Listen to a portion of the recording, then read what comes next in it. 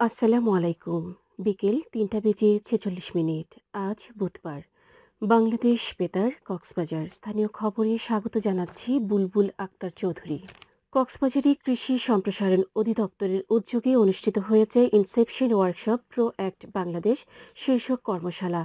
আজ সকালে শহরের একটি হোটেল সম্মেলন কক্ষে কৃষি খাদ্য ব্যবস্থা রূপান্তরের মাধ্যমে স্থিতিস্থাপকতা জোরদারকরণে জাতিসংঘের খাদ্য ও কৃষি সংস্থা ফাও এবং দাতা সংস্থা ইউরোপীয় ইউনিয়নের সহযোগিতায় এ কর্মশালা আয়োজন করা হয়। এতে প্রধান অতিথি ছিলেন কৃষি সম্প্রসারণ অধিদপ্তরের পরিকল্পনা প্রকল্প বাস্তবায়ন ও আইসিটি উইং এর পরিচালক মোহাম্মদ আব্দুস সাত্তার। অতিরিক্ত জেলা প্রশাসক রুবায়া আফরোজের সভাপতিত্বে এতে ইইউ প্রতিনিধি মিখাল ক্রেজা, এফও প্রতিনিধি ডক্টর সানুদিয়া, কৃষি বিভাগের প্রতিনিধি মোহাম্মদ মোফাক্কারুল ইসলাম বক্তব্য রাখেন। কর্মশালায় টেকসই জলবায়ু সচেতন এবং পুষ্টি সংবেদনশীল খাদ্য উৎপাদন, খাদ্য নিরাপত্তা উন্নত করা এবং কক্সবাজারের কৃষক পরিবারের মধ্যে ফসল উৎপাদন, মাছ চাষ এবং টেকসই বিষমুক্ত শুকনো মাছ উৎপাদন সহ সংশ্লিষ্ট বিভিন্ন বিষয় বাস্তবায়নে এই প্রকল্পের উদ্দেশ্য, কর্মপরিকল্পনা এবং কাঙ্ক্ষিত ফলাফল নিয়ে আলোচনা করা হয়। এতে কৃষি সম্প্রসারণ, বন, মৎস্য, প্রাণী সম্পদ বিভাগ সহ সরকারি বিভিন্ন দপ্তরের কর্মকর্তা এবং এফএনইউএন এনজিও, বিডিআরসিএস প্রতিনিধিরা উপস্থিত ছিলেন। কক্সবাজার উপকূলে নিষেধাজ্ঞা অমান্য করে বঙ্গোপসাগরে মাছ শিকার করায় ১২টি নৌকা সহ ৬১ জন জেলেকে আটক করা হয়েছে। এ সময় বিপুল পরিমাণ অবৈধ জাল ও মাছ জব্দ করা হয়। গতকাল আন্তঃবাহিনী জনসংযোগ পরিদপ্তর আইএসপিআর এক বিজ্ঞপ্তিতে এই তথ্য জানায়। আইএসপিআর জানায়, নৌবাহিনীর জাহাজ বানুজা শহীদ ফরিদ কক্সবাজার উপকূল এবং তৎসংলগ্ন এলাকায় অভিযান পরিচালনা করে ১২টি মাছ ধরার নৌকা আটক করে। সোমবার নৌকাগুলো তল্লাশি করে ইলিশ শিকারে ৪,৫০,০০০ মিটার অবৈধ জাল, ৫২০টি বেহুন্দি জাল, ১৬,০০০ মিটার অন্যান্য জাল সহ ২২০ কেজি মাছ জব্দ করা হয়। জব্দকৃত মালামালের আনুমানিক বাজার মূল্য ১৮ কোটি টাকা। পরে নির্বাহী ম্যাজিস্ট্রেটের উপস্থিতিতে কুতুবদিয়া আলী আকবর ডেল এলাকায় এসব জাল পুড়িয়ে ধ্বংস করা হয় এবং জব্দকৃত মাছ স্থানীয় এতিমখানায় বিতরণ করা হয়। আটক জেলেদের স্থানীয় প্রশাসনের কাছে হস্তান্তর করা হয়েছে। বিজ্ঞপ্তিতে বলা হয়, বঙ্গোপসাগরে মাছের সুষ্ঠু প্রজনন, উৎপাদন ও মৎস্য সম্পদ সংরক্ষণে ৫৮ দিনের নিষেধাজ্ঞা চলছে।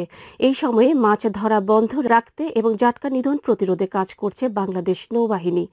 ইতোমধ্যে চলমান অভিযানে প্রায় ১৯৩ কোটি ৩১,৩৮,০০০ টাকার অবৈধ জাল, ঝাটকা ও মাছ ধরার সরঞ্জামাদি জব্দ করা হয়েছে।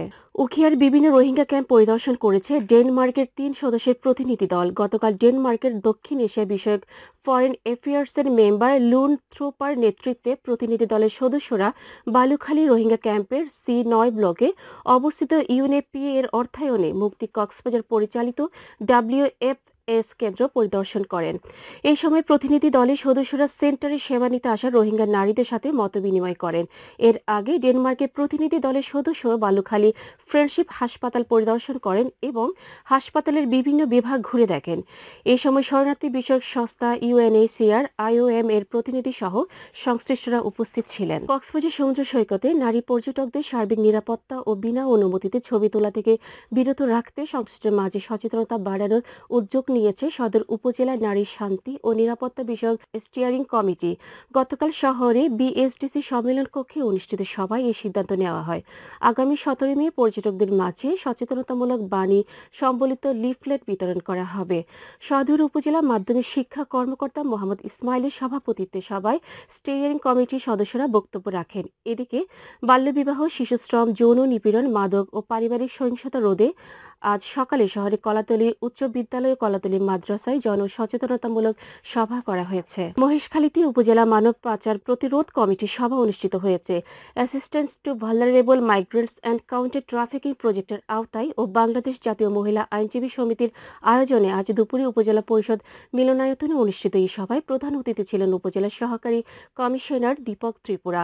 প্রজেক্ট ম্যানেজার নাজমুল করিমের সভাপতিত্বে সভায় অন্যান্যদের মধ্যে উপস্থিত ছিলেন উপজেলা ভারপ্রাপ্ত শিক্ষা কর্মকর্তা শামসুল আলম, মহেশখালী থানার SI আনোয়ার হোসেন, ভারপ্রাপ্ত অধ্যক্ষ শাহেদ মান্নান, শিক্ষক ও সাংবাদিক আমিনুল হক সহ জনপ্রতিনিধি, রাজনৈতিক নেতৃবৃন্দ, শিক্ষক ও শিক্ষার্থী সহ সংশ্লিষ্ট ব্যক্তিবর্গ। সভায় বক্তারা বলেন, মানব পাচার প্রতিরোধে যার যার অবস্থান থেকে সতর্ক থাকতে হবে। আবহাওয়া। আগামীকাল দুপুর ১২টা পর্যন্ত ২৪ ঘন্টার পূর্বাভাসে বলা হয়েছে অস্থায়ীভাবে আংশিক মেঘলা আকাশ সহ মেঘাচ্ছন্ন থাকতে পারে। সেই সাথে দু এক জায়গায় অস্থায়ীভাবে দমকা হাওয়া সহ বিদ্যুৎ চমকানো বৃষ্টি অথবা বজ্রসহ বৃষ্টি হতে পারে। কক্সবাজার সমুদ্র বন্দরের জন্য কোনো সংকেত নেই। আগামী ২৪ ঘন্টায় দিনের তাপমাত্রা বৃদ্ধি পেতে পারে এবং রাতের তাপমাত্রা প্রায় অপরিবর্তিত থাকতে পারে। আজ সূর্যাস্ত যাবে সন্ধ্যা ৬টা ৩০ মিনিটে। আগামীকাল সূর্যোদয় হবে ভোর ৫টা ১৪ মিনিটে। আজকের সর্বনিম্ন তাপমাত্রা ছিল ২৮ ডিগ্রি সেলসিয়াস এবং সর্বোচ্চ তাপমাত্রা ছিল ৩৪.৪ ডিগ্রি সেলসিয়াস। এখন জানিয়ে দিচ্ছি মহাখালী নদীর মোহনা সংলগ্ন এলাকার সামুদ্রিক জোয়ার ভাটার সময়সূচি। আজ জোয়ার শুরু হবে বিকেল ৫টা ৪৭ মিনিটে, চলবে রাত ১১টা ২৮ মিনিট পর্যন্ত। ভাটা শুরু হবে রাত ১১টা ২৮ মিনিটে, চলবে আগামীকাল ভোর ৫টা ৪৬ মিনিট পর্যন্ত। পুনরায় জোয়ার শুরু হবে আগামীকাল ভোর ৫টা ৪৬ মিনিটে, চলবে আগামীকাল বেলা ১১টা ৫৩ মিনিট পর্যন্ত।